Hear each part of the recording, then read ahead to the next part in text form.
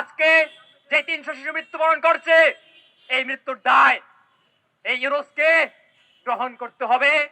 তার স্বাস্থ্য উপদেষ্টাকে এবং ইউনূসকে বিচারের আওতায় নিয়ে আসতে হবে এই সরকারকে। বিএনপি সরকার বলছে যে 300 শিশু মৃত্যু হয়েছে, সেই মৃত্যু মূলত বিগত সরকারের গাফিলতির কারণে।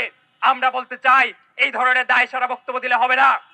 এই সরকারকে আমরা স্পষ্টভাবে হুঁশিয়ারি করতে চাই, শিশুদের মৃত্যুতে যাদের টনক নড়ে না, যারা বিচার ব্যবস্থার দিকে আগাতে পারে না, তারা জনগণের সরকার হতে পারে না।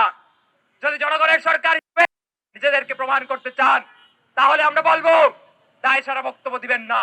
এই যে একের পর এক মৃত্যু, এত এত শিশুর মৃত্যু, 300টা শিশুর লাশ, 40,000-এর বেশি শিশু আক্রান্ত, তাদের এই আক্রান্তের মৃত্যুর জন্য সরকারকে উচ্চ পর্যায়ের তদন্ত করতে হবে।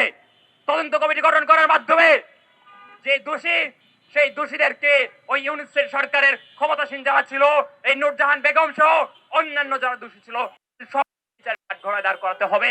যেই প্রক্রিয়ার মাধ্যমে বাংলাদেশ থেকে একটা পর্যায়ে হাম প্রায় নির্মূল হতে চলেছিল, যেই প্রক্রিয়ার মাধ্যমে বাংলাদেশ থেকে পোলিও নির্মূল হয়ে যাচ্ছিল, সেই প্রক্রিয়াকে এইভাবে ব্যর্থতায় পর্যবসিত করা এবং এই যে 300-র বেশি শিশু মৃত্যু আমাদের বহন করতে হচ্ছে, বাংলাদেশকে বহন করতে হচ্ছে।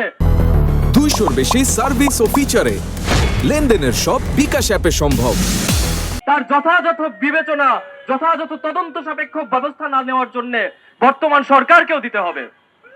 এবং বর্তমানে বিপ্লবী ছাত্র মৈত্রী তার এই অবস্থানই ঘোষণা করছে, বিগত ইন্টারিম সরকার সে এরকম যতগুলো জনবিরোধী, মানুষের স্বাস্থ্য এবং সুরক্ষা বিরোধী যতগুলো প্রজেক্ট নিয়েছে এবং ব্যর্থতায় পর্যবসিত হয়েছে, তার সুষ্ঠু এবং নিরপেক্ষ তদন্ত করা হোক এবং তদন্ত পরবর্তী বিচারের আওতায় ওই সকল দায়ী দোষী ইন্টারিমের কর্তা ব্যক্তিদের অবশ্যই নিয়ে আসা হোক। এই যে 58 জেলাব্যাপী যে মহামারীর সংকট তৈরি হয়ে গেছে, আমাদের শাসক গোষ্ঠী অর্থাৎ বিএনপি সরকারের কানে কোনো বাতাস লাগতেছে না, সে কোনো জরুরি অবস্থা ঘোষণা করতেছে না এবং এর পরিপ্রেক্ষিতে কোনো প্রকার ব্যবস্থা সে গ্রহণ করতেছে না। অর্থাৎ তারা বসে আছে, কেন জানে কিছুই হয়নি দেশের মধ্যে, এমন একটা অবস্থা। বন্ধুগণ, সেই জায়গা থেকে আমরা বলতে চাই, অবিলম্বে যারা এই সংকট আজকে তৈরি করেছে, অর্থাৎ ইন্টারিম আমলে যে প্রধান উপদেষ্টা এবং স্বাস্থ্য উপদেষ্টা, এদেরকে বিচারের আওতায় নিয়ে আসতে হবে।